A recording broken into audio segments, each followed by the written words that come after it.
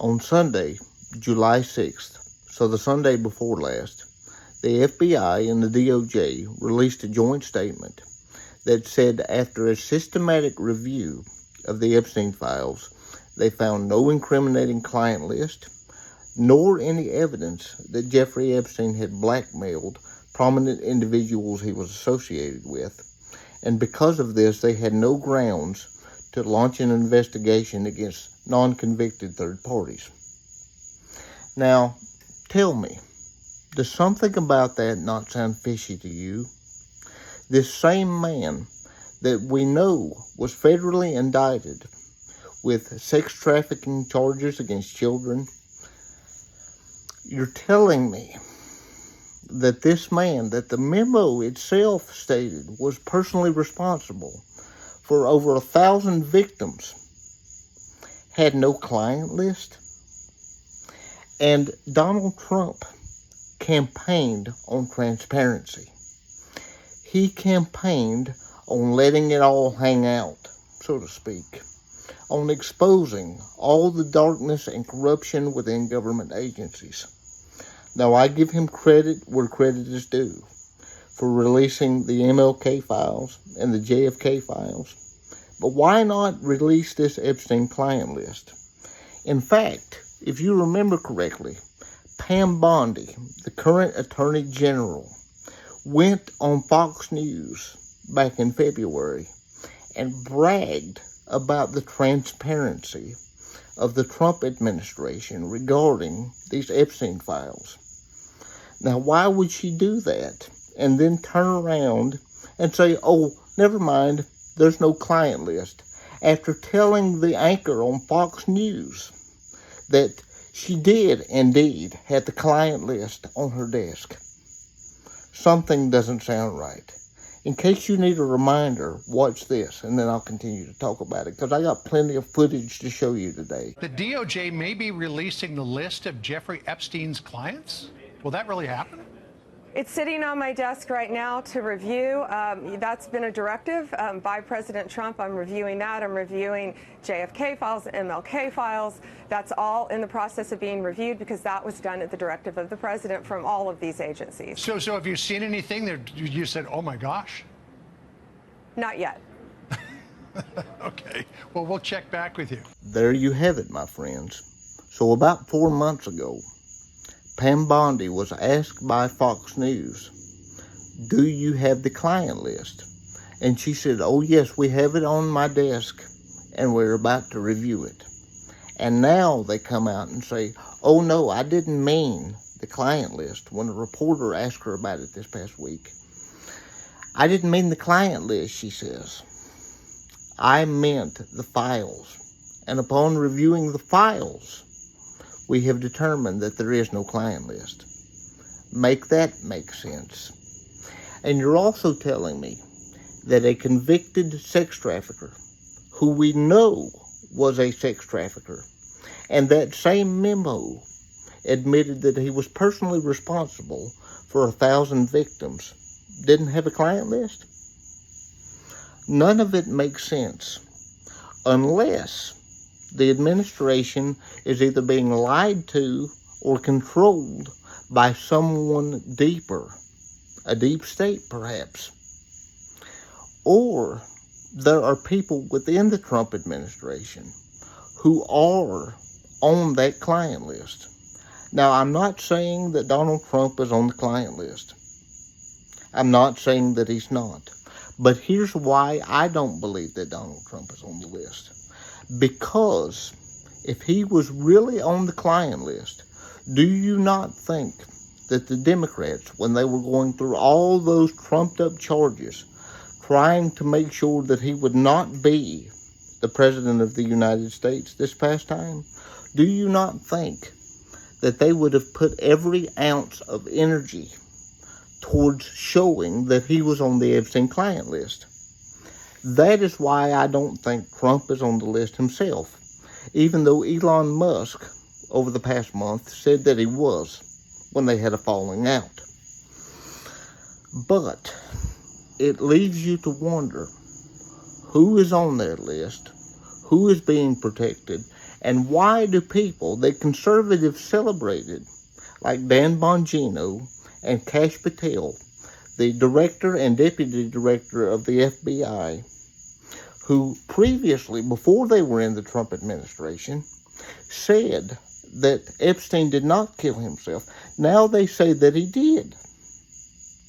What did they see? I want full transparency. I want the list. I want this investigated, and I will not shut up about it until something is done. And I encourage every single one of you, do not let this go. Do not let it fly, because it matters, and it's deeper than one administration. This is about uncovering what is done in the dark. This is about transparency. This is about the future of our country. Because if we cannot trust our government institutions to apply the law equally and apply justice equally, then we cannot trust them to do anything. So, at this point, I believe that Attorney General Pam Bodi is a liability. And I'm not the only one. Conservative commentator and Blaze TV host Liz Wheeler was on Glenn Beck's program last week, and she talked about why she believed Pam Bodi was now a liability to the Trump administration's stated mission. I want you to listen to this because Liz Wheeler got a copy of the Epstein files that have already been released, and she said that Pam Bodi doubled down on what she said during the Fox News interview. She said that when she released the files, that she bragged that the Trump administration was going to be the most transparent administration in all of American history.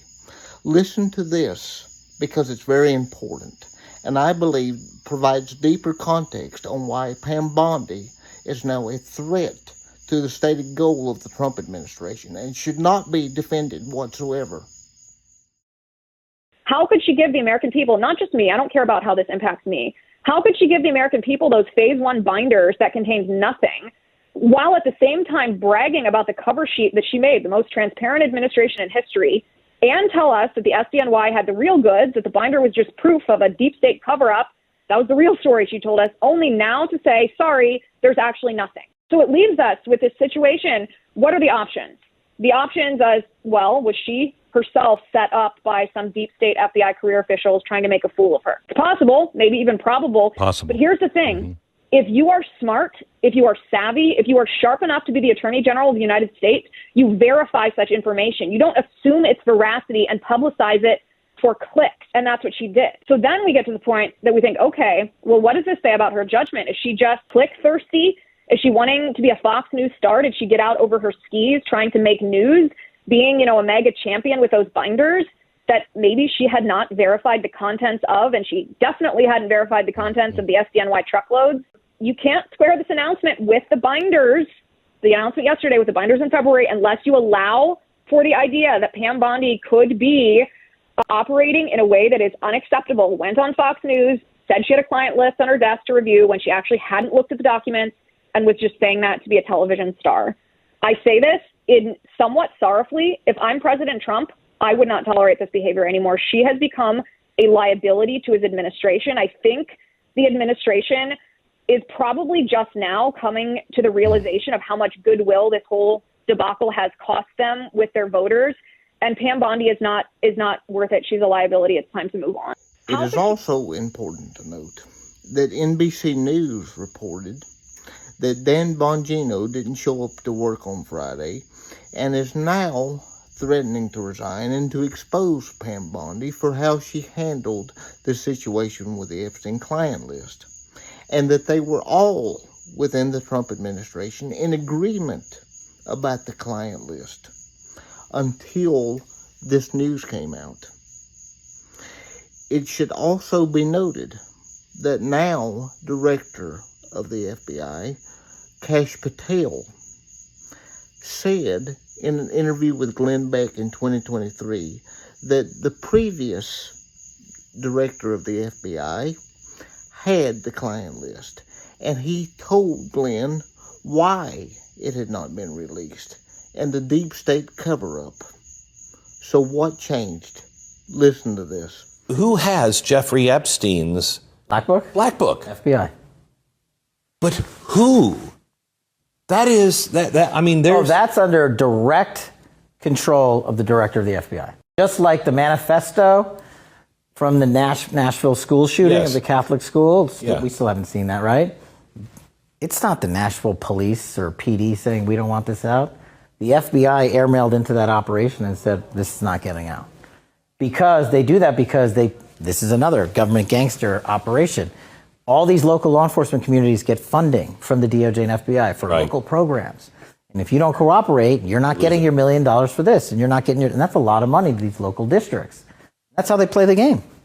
That's why you don't have a Black Book. Or the but the Black Book, it's not just sitting. I mean, that's Hoover power times 10. And to me, that's a thing I think President Trump should run on. On day one, roll out the Black Book. And not just that. On day one, roll out all of the text messaging communications we were told were deleted. On day one, play the rest of the video of the pipe bomber. On day, one of the reforms I talk about in government gangsters is you need a central node to be continuously declassifying. This is another thing they do. They overclassify. And I'm telling you, as a former number 2 in the IC, they overclassify 50% of the stuff there to protect the deep state. Oh, no, you can't see that. Nothing to see here. Gina was a master at it, of doing it. And we still haven't seen half of the Russiagate report that we wrote. Still under lock and key. On how the ICA was originally constructed. We put 10,000 man-hours against John Brennan's team that did it. And we found out why they came up with their bogus conclusion. But we couldn't sell it to the world because we couldn't talk about it, and the government gangsters came in and buried it. All of these things, there needs to be a continuing central power, whether it's the White House or offsite, that says every request that comes in, just right out the door, as long as it's not a major threat to national security. In light of recent events of this past week, I am left with more questions on this matter than I've ever had. There has to be a client list. There's no way that the man could be convicted of victimizing over 1,000 children and not have a client list. Who are these powerful people? We know that he was associated with a lot of who's who in entertainment, in politics, in all spheres of influence within our world. We know that. We know that his girlfriend, Ghislaine Maxwell, was convicted and is currently serving a 20-year sentence for helping Jeffrey Epstein. We know this. So why is that client list being covered up? I am not some conspiracy theorist. I do not say things that I can't prove. But I will question with boldness everything. That is my responsibility. And it is my responsibility and my obligation to you to ask those questions open and honest and to shed light on the things that are done in the dark. Because I care about this country. I care about what we were founded to be. I care about government transparency. And until that list is released and people are convicted for their crimes, there is no justice. And that is a threat to our very foundations as Americans. If you agree with me that something fishy is going on with regards to Jeffrey Epstein and this client list, and that powerful people must not be held guiltless for their crimes, and what is done in the dark must be brought to the light, do me a favor, share this video to enlighten your fellow Americans. This is a very important story. We must not let it go. Like it so it helps out the algorithm so that more people see it. And subscribe to my channel. Because as I've told you before, My commitment is to you, the American people, and to the promise of America. And in order to keep and to preserve the promise of America, transparency must be at the top of our list of priorities. So do me a favor and subscribe to the channel because it helps to accomplish that mission.